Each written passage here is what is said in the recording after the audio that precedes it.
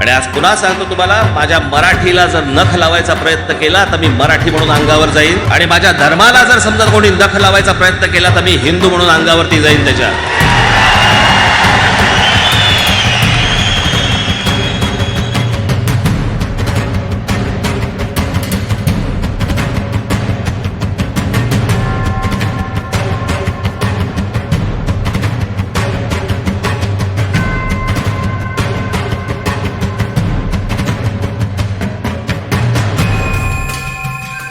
जमलेल्या माझ्या तमाम हिंदू बांधवांनो, भगिनींनो आणि मातांनो,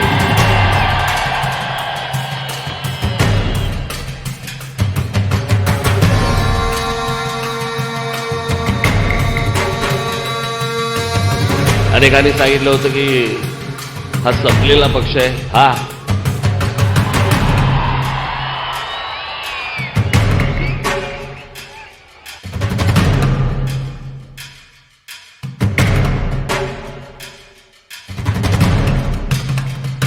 मला धर्मांध हिंदू नकोय, मला धर्माभिमानी हिंदू हवाय, जो स्वतःचा धर्म देखील बघेल, दुसऱ्या धर्माचाही मान राखेल, जेवढ्यास तेवढा.